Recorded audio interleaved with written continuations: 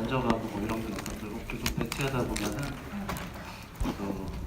이 비주얼 모터 시스템이 지금 강의되는 게 제일 맞는 것 같아요. 자, 이 강의록에는 내가 다방면으로 사용하기 위해서 여러 가지 좀 관련된 지식들이 들어있어요. 이거는 이제 옵틱스하고 관련이 있는데, 지난 시간에 옵틱스 자체는 이제 그 마이크로식 뭐죠? 감각기 쪽에서 자세히 배울 텐데, 좀 간단히만 우리 보통 교과서에 기술되는 내용들, 중요한 내용들만 간단히 정리를 하고 그 눈 운동에 관해서 시작을 하겠습니다. 이 빛의 성질은 이렇게 5가지가 있는데, 이 많은 성질들이 리프렉션, 굴절 하나만 이 눈에서 이용하는 그런 성질이에요. 나머지는 다 그 시각에 방해가 되는 요소죠. 자, 굴절은 이제 매질을 통과하는 하면서 그 리프렉터리 인덱스가 다른 그런 매질을 통과하면서 빛이 굴절이 일어나게 됩니다. 그래서 우리 안구는 그게 뭐 한 10cm, 몇 센티미터 안 되기 때문에 먼 데서 온 빛이 여기 이제 초점을 맺게 되면서 빛을 많이 굴절을 시켜줘야 되죠. 그래서 그 렌즈라든가 방수라든가 이런 또 코니아 이런 것들을 통하면서 그 통과하는 그 물질들을 디옵트릭 미디아라고 얘기를 합니다. 이 디옵트릭 미디아는 이 눈 전체는 한 55 정도의 디옵터, 밑에 59 디옵터 이런 정도 되게 되죠. 이 디옵터는 미터로 표시한 렌즈의 초점 거리 밀로 표시가 됩니다. 그래서 디옵터가 높을수록 빛을 잘 굴절시키는 거죠. 얘가지고. 그래서 코니아가 43 디옵터 정도. 그리고 코니아는 이제 빛의 공기에서 코니아 뭐라 그럴까요? 그 생체 물질로 들어오면서 디옵터가 높게 형성이 됩니다. 이건 뭐 조절되는 요소는 아니고 아큐어스 휴머를 통과하고 렌즈를 통과하면서 한 10에서 20 디옵터 정도 조절이 되면 더 이제 굴절을 시키게 되는데, 한 10에서 20 디옵터라는 거는 개개인의 차이가 나는 게 아니고, 물론 개개인도 차이가 나지만 렌즈 자체가 부풀어지거나 얇게 되면서 그 디옵트릭 파워 자체가, 리프렉터리 파워 자체가 조절이 되게 돼요. 그게 이제 중요한 요소죠. 그래서 가까이 있는 물체는 더 많이 굴절을 시키기 위해서 렌즈가 부풀게 되고, 먼데 있는 물체는 렌즈가 평평해져서 좀 덜 굴절을 시켜줘도 되죠. 그러니까 렌즈의 역할이 되는 겁니다. 그다음에 뭐 비트리어스 휴머를 통과하고 디옵트의 개념, 그리고 이제 또 생리학적인 측면에서 이제 그 안구를 사진기에 많이 비유를 하게 되죠. 뭐 여기 아직 사진반이 있는 것 같은데, 사진반 취미생활을 하는 학생이 되면 잘 아는 내용일 것 같아요. 아이리스는 빛의 양을 조절을 하죠. 카메라의 조리 다이아프램 때 빛의 양을 조절하는 것뿐만 아니고 동시에 일어나는 현상이 그 필름에 맺히는, 또 레티나에 맺히는 상의 그 뎁스라는 건 이제 원근에 따른 물체들이 얼마나 긴 구간이 초점이 맺히게 되는지, 그게 바로 뎁스 오브 필드가 됩니다. 그래서 이 원리를 보게 되면은 퓨필은 뭐 지난 시간에도 이야기를 했었죠.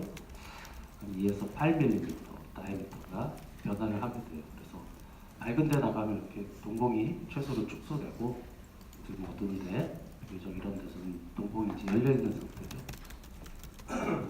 그래서 우리가 카메라로 사진을 찍을 때 접사를 하거나 꽃 같은 것들 이렇게 사진을 찍게 되면은 내가 원하는 물체만 선명하게 상이 맺히고 주변 조금 벗어난 거, 그런 물체들은 희미하게 사진이 찍혀서 내가 원하는 물체를 이렇게 포커싱을 하는 그런 효과를 주게 되죠.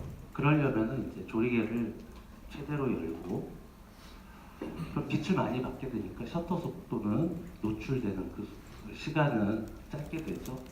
그럴 경우는 지금 여기 보시는 것처럼 이 아래쪽 같은 그런 효과가 나타납니다. 그래서 광각으로 렌즈를 통해서 넓은 조리개를 통해서 빛이 들어오기 때문에 지금 보시는 것처럼 이 광각의 빛이 한 점에 맺혀서 상을 맺게 되죠. 그래서 그거보다 조금 벗어나게 되면은 그 광각에 의해서 상이 흐트러지는 거예요. 그런데 그에 반해서 뭐 풍경을 찍거나 그러면 아주 넓은 원근에 상관없이 다 초점이 맺게 해야 되죠. 그런 경우는 이제 조리개를 조이게 됩니다. 그러면 우리가 밖에 나가서 밝은 곳에 있는 것과 같은 상태가 되죠. 피필이 이렇게 줄어들게 사이즈가 다이아미터가 줄게 되면은 어떤 물체를 통해서 들어오는 빛이 이렇게 아주 좁은 공간을 통해서 들어오게 되죠. 그래서 여기 초점을 맺지만 그 주변에서 조금 벗어나더라도 거의 초점이 맺힌 상태로 있기 때문에 원근에 따라서 대부분의 물체들이 초점을 맺게 되죠. 그런 경우 이제 조리개를 조이고 대신 셔터 속도를 빨리 해가지고 똑같은 방향. 그러니까 카메라에서는 이게 다 되죠. 이렇게 좁게 해서 셔터 속도를 이렇게 길게 하거나 넓게 벌린 다음에 셔터 속도를 노출 속도를 줄이는 그런 과정들을 다 할 수 있는데 우리 눈은 이 바깥에 광량에 의해서 자동적으로 퓨필의 사이즈가 조절이 돼요. 그래서 여러분들이 공부할 때 밝은 빛에서 공부하고 어두운 데서 보면 굉장히 피곤하잖아요. 그렇죠? 그런 이유가 밝은 빛에서 보게 되면은 이렇게 좀 비교적 넓은 그 원근에 따라서도 거리에 따라서 있는 물체들도 쉽게 초점이 맺히니까 눈이 그렇게 일을 할 이유가 없는 거죠. 렌즈를 부풀리거나 얇게 만들거나 만약에 어두운 곳에서 그런 작업을 하게 되면은 초점을 맺기가 어렵기 때문에 계속 그 조절을 해줘야 돼요. 굉장히 피로해지죠. 그래서 빛을 많이 준다는 건 쉽게 모든 물체들이 초점이 맺게 하는 그런 효과가 있는 겁니다. 리프렉트로이드 디소더는 뭐 안과에서 이제 흔히 취급하는 거지만 우리 항상 생리학에서는 어떤 조절되는 어떤 기전들 그런 것들이 중요하기 때문에 그런 측면에서 여기서 여러 가지 리프렉트로이드 디소더가 있지만 굴절 이상이죠. 근시, 원시, 난시도 있고 그 중에 이제 원시가 있죠. 원시는 뭐냐면은 여러분들의 렌즈 그 안구 속에 있는 렌즈는 일레스틱한 티슈이기 때문에 이게 탄성이 있어요. 마치 탱탱볼처럼 떨어뜨리면 탱탱 튀고 동그랗게 부풀어 오르듯이 탄성이 있습니다. 젊었을 때는 어릴 때는 탄성이 최대화가 됐다가 나이가 먹으면서 그 탄성이 줄어들어요. 그러니까 렌즈를 이렇게 얇게 만든 상태에서 힘을 주지 않더라도 그러면 이제 보통은 이제 부풀어 올라가지고 디옵트리 파워가 굉장히 커지죠. 그런데 부풀어 오르지 못하고 얇게 있는 상태로 있기 때문에 가까이 있는 물체를 볼 수가 없어요. 그래서 그거를 여러분들인 경우 렌즈에 그 디옵트리 파워가 대략 25세 하면 한 10디옵터 정도 되죠. 10디옵터는 0.1m, 10cm 분의 1 그러면은 여러분들 렌즈의 디옵트리 파워를 측정하려면 이렇게 보시면 돼요. 뭐 손가락이나 볼펜 같은 것들을 한쪽으로 감고 이렇게 쭉 최대한 가깝게 붙여가지고 초점을 맺을 수 있는 그 거리 그게 이렇게 보시면 여러분들 대략 한 10cm 정도까지는 초점을 맺을 수 있을 거예요. 근데 그 안으로 들어오면 더 이상 안 되죠. 그 이유는 뭐냐면은 렌즈가 더 이상 부풀어지지 않는 거예요. 자기 최대는요. 저 같은 경우는 얼마 정도 될 것 같아요? 여기 나이로 보면은 한 2디옵터? 실제 해보면 한 60cm 뭐 이런 정도 돼요. 그러니까 저는 안경이 없으면은 이 책을 볼 수가 없어요. 도저히 신문이나. 그래서 그런 경우에 굴절이 잘 안 되는 거니까 돋보기로 굴절을 보조해줘야 되죠. 돋보기.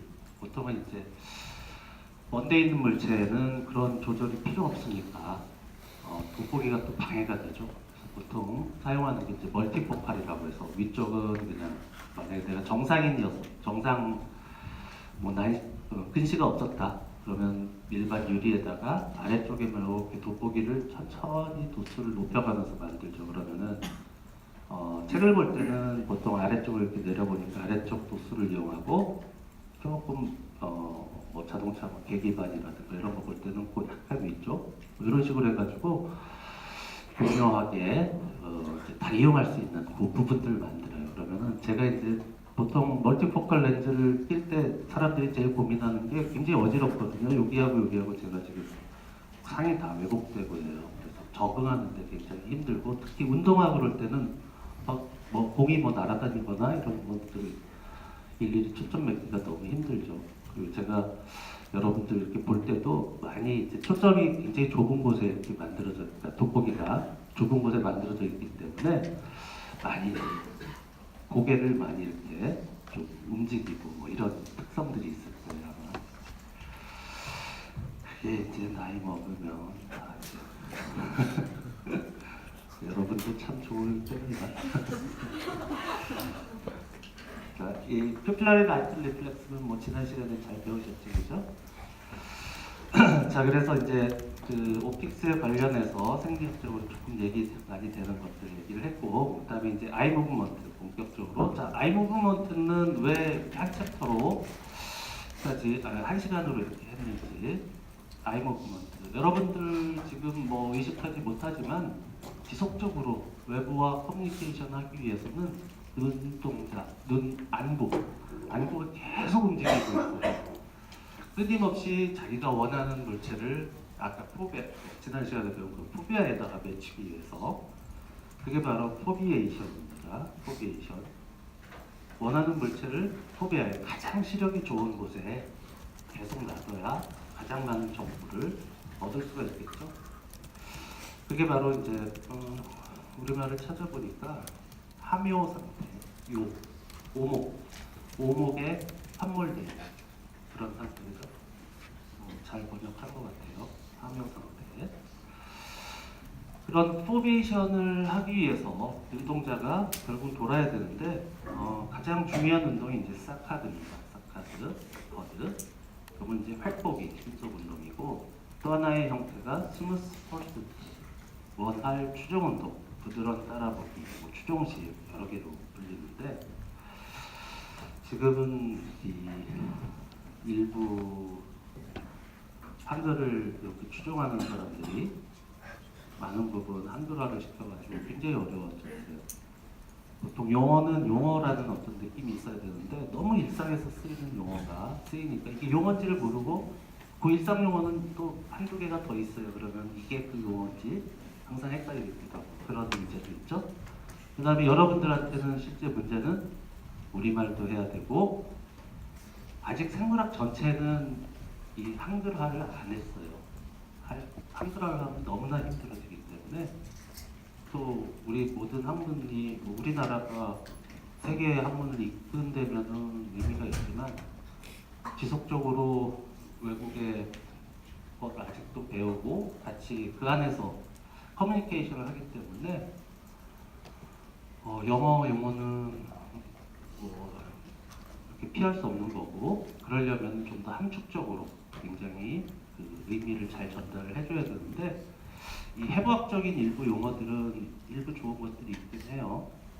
뭐 기막히다 뭐 이러면 상당히 그런 걸 만드는 사람들이 이제 좋아하는 뭐 성취감을 느끼고 그런지 모르겠지만 그런 거를 통해서 일단 형태를 배우고 기능을 배우니까 이렇게 따라갈 수밖에 없거든요. 근데 문제는 뭐냐면 기능을 표현하는 문제에서는 너무너무 뭐 방법도 없고 그래요. 그러니까 반쪽이 결국은 쉽지는 않고 제가 얘기하는 거는 해부학이라는 말 자체도 한글화를 못 시키고 있거든요. 그죠? 거기서 제가 있는 것 같아요. 그러니까 자꾸 이제 듣다 보면은 되니까 그래서 한자어로 된 보통은 그런 용어들 그건 비교적 쉬운 게 좀 어렵기 때문에 그게 용어로 딱 이렇게 외우는데 조금 어려울지 몰라도 한두 번 듣게 되면 용어로 딱 굳어져서 아주 편안하게 그 용어로 사용을 하게 되는데 하면 그게 좀 어려운 것 같아요.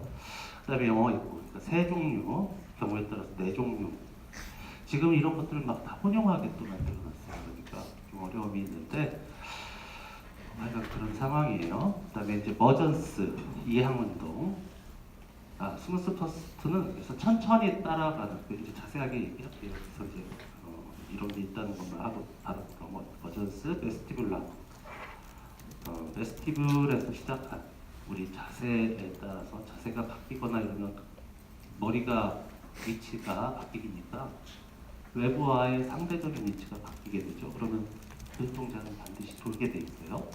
오토키네틱, 니스타그믹, 패스트 무브먼트 이런 것들이 있어요. 이런 눈동자의 시선, 그러니까 어떤 물체를 포비에이션, 함유 상태로 만드는 거를 우리가 픽세이션 한다고 그래요. 눈동자가 딱 이렇게 고정이 되는 거죠. 제가 눈동자, 안구, 요거는 이제 혼용해서 쓸 겁니다. 결국 눈동자가 움직이면은 안구가 움직이면 눈동자가 거기서 움직이는 거니까.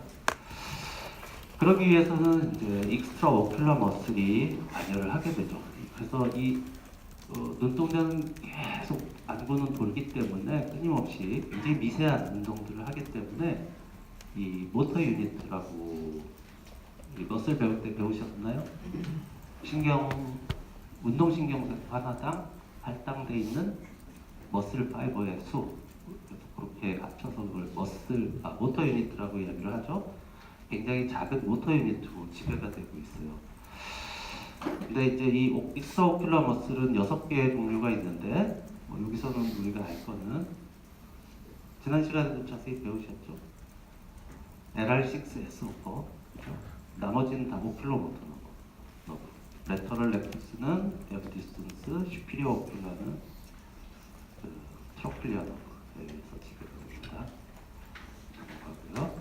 자, 이 팩트를 위치를 대략 이렇게 우리가 해부학 시간에 배우셨겠지만 간단히 보면은 이 옆으로 이렇게 보는 게 가장 일목요연하게 볼 수가 있는 것 같아요. 미드브레인에 오큘로모터 너브 뉴클리어스가 있습니다. 이거는 비교적 큰 컴플렉스죠. 에딩거 베스트발, 코달, 센트럴 서브디비전, 그다음에 4개의 인트라오큘러 머슬을 지배를 하기 때문에 비교적 큰 뉴클리어스가 됩니다. 그리고 그 밑에 같은 미드브레인에 트로클리어 뉴클리어스가 있고 좀 한참 떨어져서 폰스에 에브디슨스 뉴클리어스가 있어요. 그래서 이 3개 핵은 안구 운동에 서로 협조를 해야 되기 때문에 긴밀한 연락을 하게 되죠. 그래서 에브디슨스에서 오큘로모터 뉴클리어스로 연결되는 파이버가 잘 발달되기 때문에 그게 이제 미디안 롱기티드널 패시필러스 MLF라는 그런 구조로 해서 연결이 되게 되죠.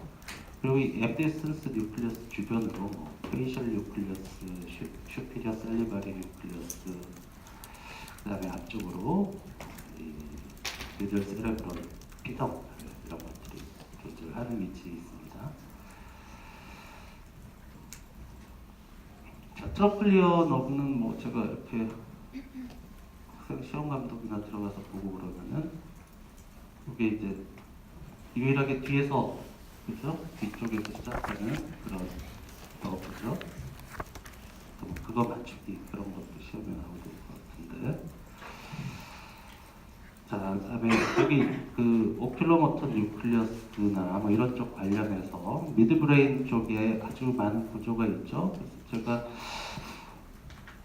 어떤 책을 보고 이걸 여기 적어놨는지 모르겠는데 여기서 이제 웨버 신드롬 이런 거 많이 배우셨나요? 웨버, 베네딕트 뭐 이런 신드롬들.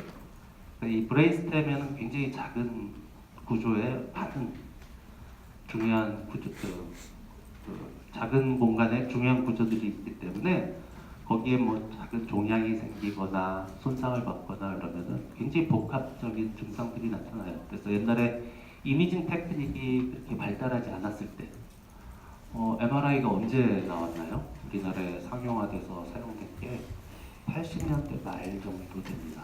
네, 그 전까지는 그 후로도 이제 한참 동안 이미징이 그렇게 좋진 않았으니까 그래서 특별한 병변이나 상태들을 종합을 해서 이 브레인스템의 어느 부분에 어느 정도의 손상이 와 있는지 이런 것들을 많이 중요하게 여겼어요. 그래서 그 중에 하나죠. 이 웨버 신드롬 여기 이제 이 부분에 크로스 세레브리 뭐 이런 쪽에 미드브레인 쪽에 때 이렇게 손상이 생기면 아주 다양하게 동측의 오큘로모터 팔시, 토시스, 바이드리아시스, 그다음에 여기 많은 트랙들이 지나가니까 컨트롤 엔트럴 사이드에 헤미플레지아가 나타나거나 이런 것들이 이제 종합돼서 요 부위에 있는지 이런 것들을 많이 공부를 했어요. 근데 지금은 그냥 사진 찍죠. 사진 찍으면 눈으로 보이니까. 그래서 많은 부분은 또 외우고 뭐 이럴 부분들이 또 없어지긴 한 거죠. 그런 측면에서 웨버 신드롬이 그런 거다. 혹시 다른 데서 안 배우셨다면 그런 정도 하시고, 그다음에 이제 본격적으로 이제 타겟팅 무브먼트.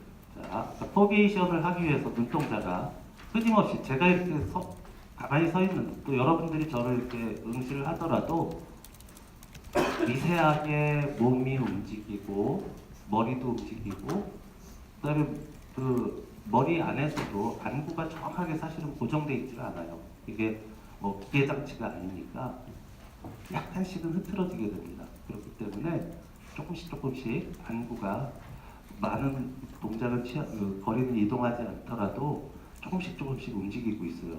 그리고 제가 서 있을 때도 순간적으로 움직임이 있거나 그러면은 이런 사카드, 제일 중요한 타겟팅 무브먼트, 눈동자의 이동이 일어나죠. 그래서 이 사카드는 200에서 700도 초당, 그러면 어떻게 되죠? 대략 1초에 2바퀴, 그죠? 안구가 2바퀴 1초에 도는 정도의 스피드로 안구가 이렇게 이동을 하는 겁니다. 그런데 우리 안구의 운동은 두 가지 뭐 이제 상황에 따라서 안구가 동시에 보통은 이렇게 같이 움직이죠, 그죠?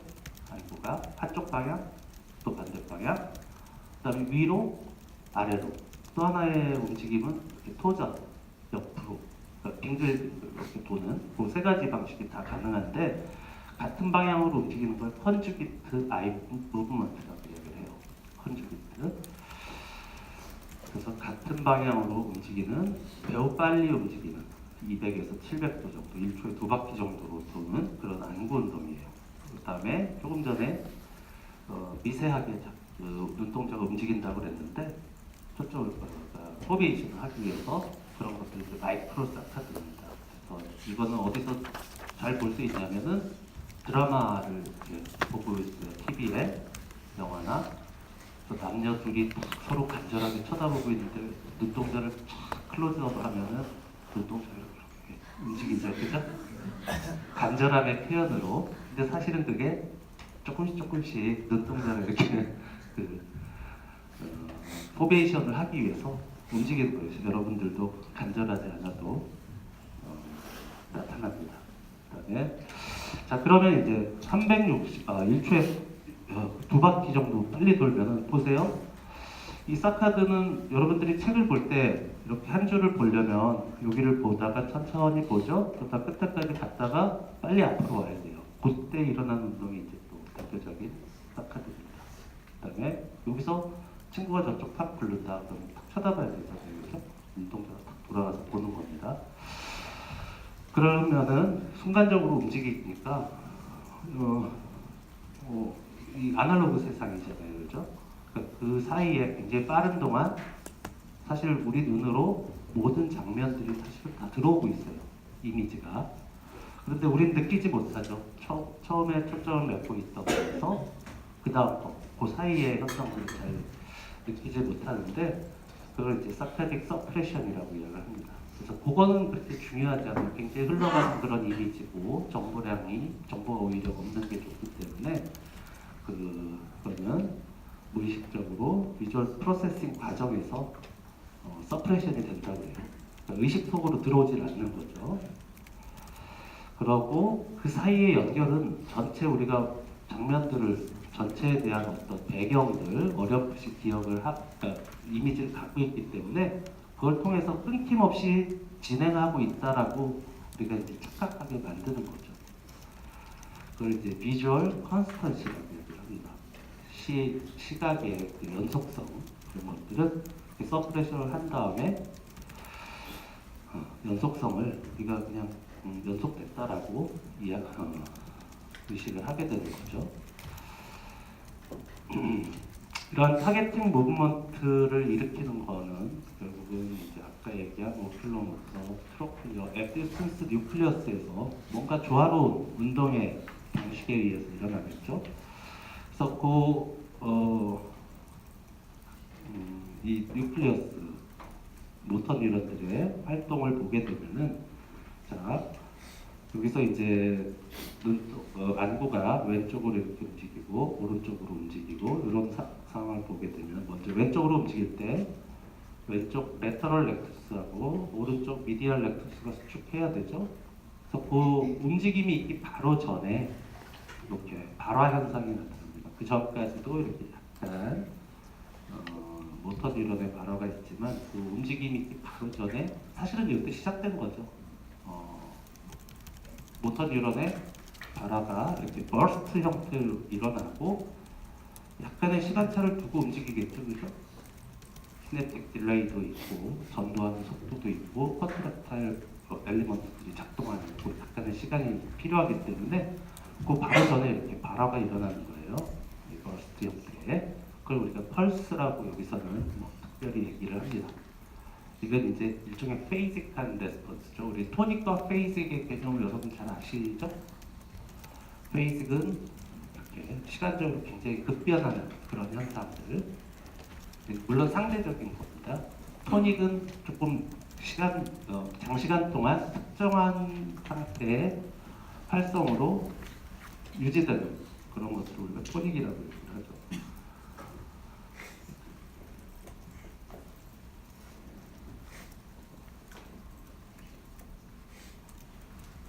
여기서 이제 펄스라는 건 이제 페이직이라는 그런 개념이에요.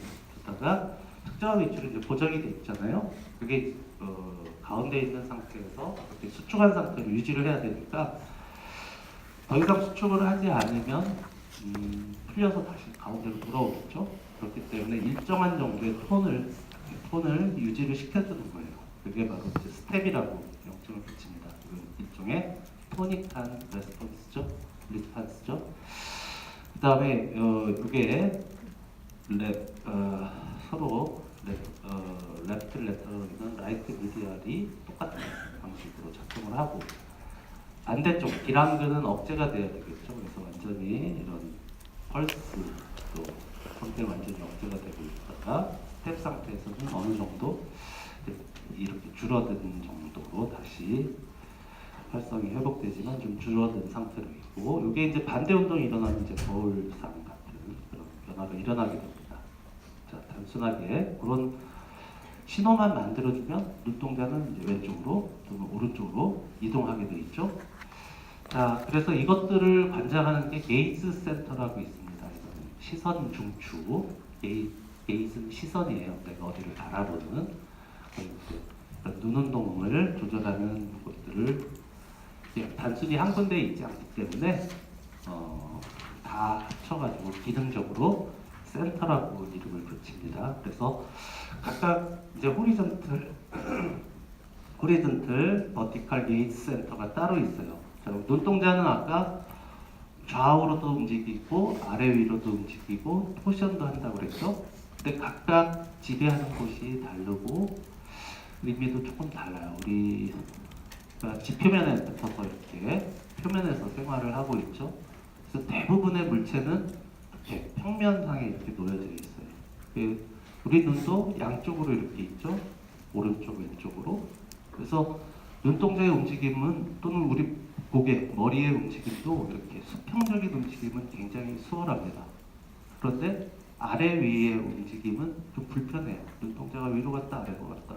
폭도 좁고 또 고개도 이렇게 까딱까딱 하는 건 쉽지 않죠. 옆으로 이렇게 돌이치는 거는 비교적 쉽지만 그래서 대부분의 우리 만든 어떤 물건들인 이렇게 옆으로 이렇게 쭉 보는 것들은 극장의 스크린이나 TV나 모니터나 그래서 모니터를 아래 위로 이렇게 놓으면은 상당히 불편해요. 위에까지 갔다가 아래로 내려갔다 하기에는 그러니까 호리전탈 그 무브먼트가 훨씬 더 잘 쉽게 일어나고 그런 만큼 호리전탈 게이지 센터가 잘 발달하고 잘 연구가 돼 있어요. 그래서 이 호리전탈 게이지 센터를 중심으로 해서 어떤 식으로 뉴럴 서킷들이 형성이 되어 있는지 설명을 하겠습니다. 이제 호리존탈 게이트 센터와 버티컬 게이트 센터가 있는데, 호리존탈은 PPRF, 파라메디안 폰타인 레티큘러 포메이션이라는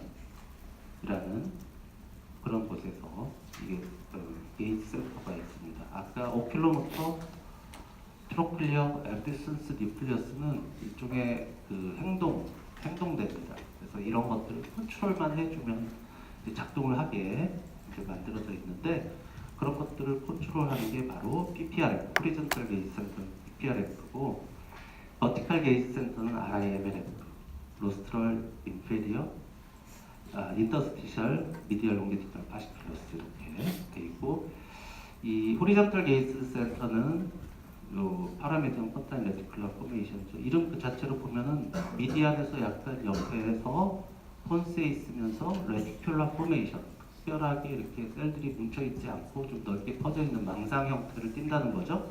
그래서 그 위치를 보면 앱디슨스 뉴클리어스 주변으로 이렇게 비교적 넓게 형성이 돼 있어요, 그죠?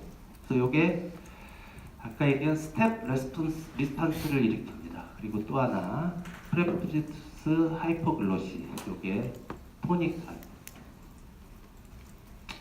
스텝, 요게 이제 뭐죠? 펄스, 그리고 이게 스텝 리스판스를 이렇게 만드는 거예요. 그다음에 버티컬 게이트 센터는 각각 RIMLF하고 인터스티셜 뉴클리어스 오파 이렇게 돼 있습니다. 자, 그럼 어떤 식으로 이제 호리존탈하게 사카드가 일어나는지, 먼저 베이직 시그널을 보게 되면은 이제 펄스를 일으키는 거죠. 그러니까 오큘로모터 뉴클리어스하고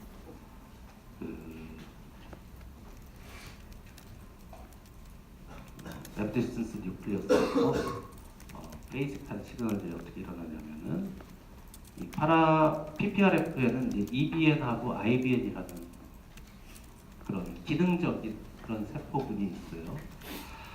그래서 이 EBN, Excitatory Burst Neuron은 여기 보시는 것처럼 이 그림으로 보죠. 앱디슨스 뉴클리어스 주변으로 PPRF가 있다고 그랬죠. 그래서 기능적으로 EBN하고 IBN이 있게 되는데, EBN이 동측에 앱디슨스 뉴클리어스를 활성화를 시켜요. 그리고 반대쪽에 이 앱디슨스 뉴클리어스는 바로 이제 레터럴 렉투스 머스를 수축을 하죠. 그리고 아까 앱디슨스 뉴클리어스에서 반대쪽 오큘로모터 뉴클리어스로 회로가 만들어져 있어요. 미디얼 롱기튜디널 패시큘러스. 그러니까 자, 앱디슨스 뉴클리어스가 활성화되면은 동측 같은 쪽으로 눈동자가 오른쪽으로 같은 쪽으로 이제 이동을 하게 되는 거죠. 아니고요. 오큘로모터는 앱디슨스 뉴클리어스에 의해서 이렇게 연결이 됩니다. 그리고 이제 IBN은 뭐냐면은, IBN은 반대쪽에 앱디슨스 뉴클리어스를 억제를 해요. 그러니까 동측의 EBN에 의해서 동측의 앱디슨스, 반대쪽에 IBN을 통해서 반대쪽에 그 앱디슨스 뉴클리어스를 억제를 하기 때문에 원활하게 엔테고니스틱 머슬의 수축을 억제를 함으로써 원활하게 눈동자가 이동을 하게 되죠. 그런 다음에 이 IBN이라는 또는 EBN과 IBN은 그 옴니포즈 리즌이라는 중앙 부위에 주변에 있는 그 억제성 신경세포에 의해서 일상적으로는 이제 억제가 되고 있어요. 지금 여러분들 그냥 가운데를 이렇게 응시하고 있을 때는 옴니포즈 리즌에 의해서 EBN이나 IBN, PPRF가 억제가 되고 있다가, 이 옴니포즈 리전의 억제가 사라지면은 순간적으로 눈동자가 이동을 하는 거죠. 그래서 이런 방식, 그러니까 익사이테이션이 이렇게 아주 레디 상태에 있고 억제가 되고 있다가 억제가 풀리는 순간 동작이 일어나는 게 아주 그 빠른 동작을 일으키는데 유리한 방식으로 생각이 돼요. 그 자동차 뭐 드랙 레이스 같은 게 있죠. 누가 더 빨리 가나 출발하나 그런 레이스 할 때 옛날 영화들 보시면은 악셀레타도 밟고 브레이크도 같이 동시에 밟고 있어요, 그죠? 그래서 땅 하면서 출발할 때 그냥 악셀레터를 밟아서 출발하는 게 아니고 악셀레터하고 브레이크를 동시에 밟고 있다가 땅 하면은 브레이크를 떼게 되면 출발하는, 그게 훨씬 더 빨리 출발하는 것 같아요. 그러니까 이런 방식이죠. 그러니까 활성화로 이렇게 올라가서 시작하는 것보다 활성은 최대로 올려놓은 상태에서 억제를 하고 있다가 억제를 조절하게 되면 훨씬 더 컨트롤이 쉬워지는, 그래서 그런 점에서 좀 유사한 그런 느낌을 받게 돼요. 그래서 미드라인 퀀타임 세그멘트에 있는 옴니포즈 셀이 EBN하고 IBN을 억제하고 있는데, 정리를 해보면 EBN은 종칙의 6번, IBN은 반대쪽의 6번 뉴클리어스, 각각의 6번 뉴클리어스는 그쪽 방향으로 호리존탈 사카드가 일어날 수 있게 그 오큘로모터, 반대쪽의 오큘로모터 뉴클리어스도 지배를 하고 있는 거죠.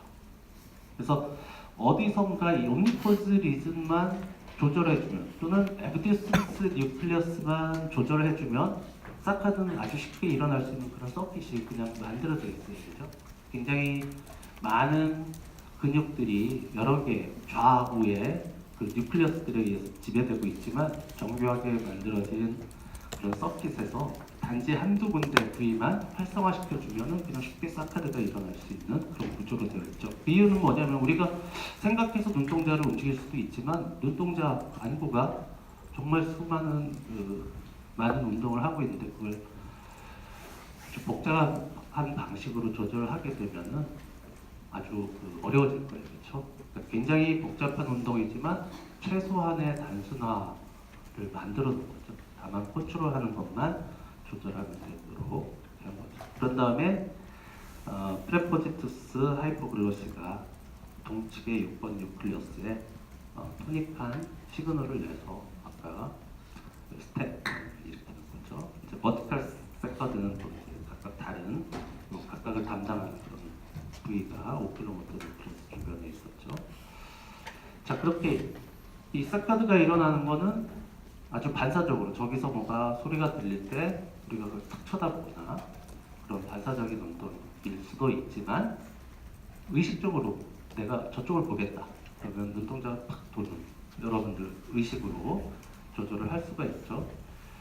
그래서 이 사카드의 슈프라 뉴클리어 컨트롤은 지금 얘기한 이런 핵들 위쪽에서 조절해주는 그런 의식에 의해서 조절되는 부위가 있는 거죠. 그게 바로 코티컬 아이 필드입니다. 콜텍스에 있는, 결국 의식으로 조절한다는 것은 우리 콜텍스의 기능이라는 거죠. 콜텍스의 그런 기능을 하는 부위가 있어요. 그게 바로 눈 운동에 관여되는 콜텍스 부위를 전체 묶어서 코티컬 아이 필드라고 이야기를 합니다. 그래서 프론탈 아이 필드, 브로드만 에어리어 8번, 서플리멘터리 아이 필드, 브로드만 에어리어 6, 그 다음에 퍼레이탈 아이 필드, 브로드만 에어리어 7번. 각각은 콜텍스 배우시면서 배우셨을 것 같아요. 4번, 여기 6번, 그 앞쪽으로 8번, 6번, 여기 8번 정도잖아요. 그 다음에 이제 5번이 312 쪽으로 5번이 있고 그 뒤에 7번 에어리어가 있는데 이 7번 에어리어는 대략 퍼레탈 아이필드 이쪽 부위인데, 지난 시간에 우리 시각의 그 코티컬 프로세싱에서 형태는 템포럴 스트림을 따라서 가고 무브먼트는 이 퍼레탈 스트림을 따라서 간다고 그랬죠. 그게 에어리어 7번으로 갑니다. 7번에서 갑니다요. 그래서 여러 개의 그 감각 자극, 특히 시각 자극, 청각도 방향성이 있죠. 어떤 물체가 어느 곳에 있다면은 그 분명 특정한 방향에 대한 정보가 있어요. 이런 정보들이 바로 퍼레이탈 아이 필드에서 만나는 겁니다. 그러니까 이게 손쉽게 소마토 센서리 또 모터 코텍스하고 연결이 되고 또 그 자체로도 이런 눈 운동을 조절하는 의식적인 조절에 관여되는 그런 부위로 만들어져 있는 겁니다. 그래서 코티컬 아이 필드가 이렇게 형성이 되어 있어요. 그래서 전체적으로 보면 이런 아까 그런 게이지 센터, 그죠? 버티컬 또는 호리존탈 게이지 센터가 있게 되는데 그 상위 그 부분을 이런 아이 필드에서 조절을 해주게 되는 거예요. 그 과정에 슈피리어 콜리큘러스도 관여를 하게 되죠. 자, 슈피리어 콜리큘러스 아까 지난 시간에 레티나에서 나온 파이버 중에 하나가 가는 구조물이 슈피리어 콜리큘러스였죠. 지금 코티칼 아이 필드는 일단 센세이션이 된 다음에 퍼셉션 되고 콜텍스에서 프로세싱 되는 과정을 통해서 비교적 의식 속에서 이루어지는 그런 운동 조절, 눈 운동 조절이죠. 그런데 많은 부분 시각 자극 자체에 의해서 눈 운동이 시작이 됩니다. 이게 바로 거기에 관여되는 게 슈피리어 콜리큘러스예요. 그래서 눈 운동 자체도 복잡하게 서킷을 갖고 있지만 얘네들을 조절하는 것도 비교적 여러 군데 존재를 하고 있는 거죠. 그 상황에 맞춰서 역할을 할 수 있는 구조들이 있는 거예요. 슈피리어 폴리큘러스인데 이건 이제 층으로 된, 세 개의 층으로 된 구조예요. 그래서 여기에 레티노트로픽 맵도 만들어져 있고, 그다음에 여기서 센서리 모드 인테그레이션이 일어납니다. 그래서 인풋을 보게 되면 갱글리온 셀에서 그죠?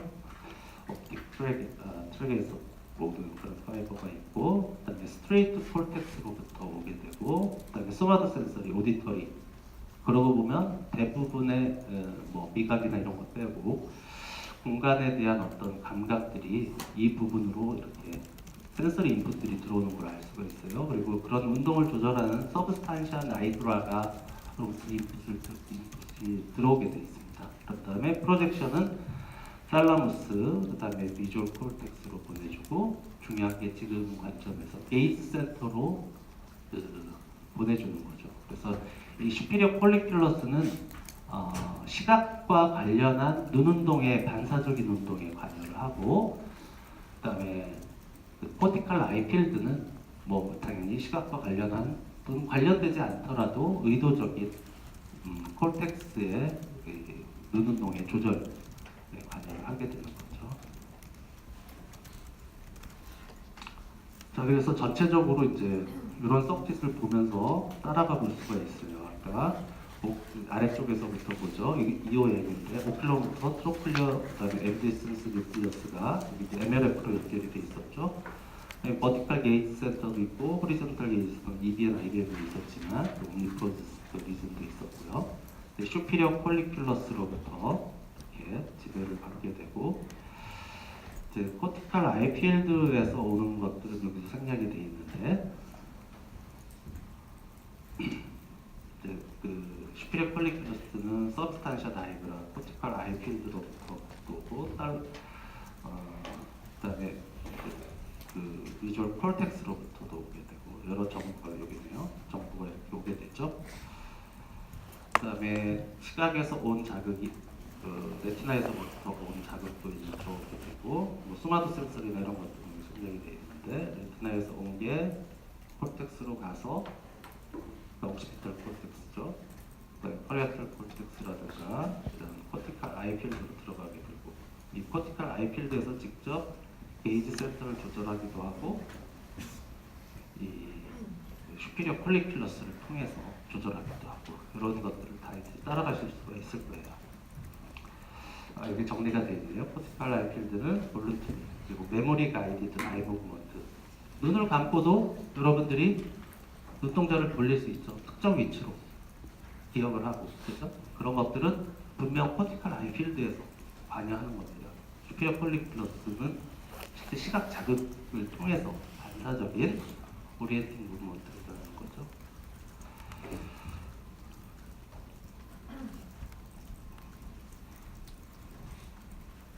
첫 시간이고 일단 시간이 됐으니까 10분간 휴식을 하고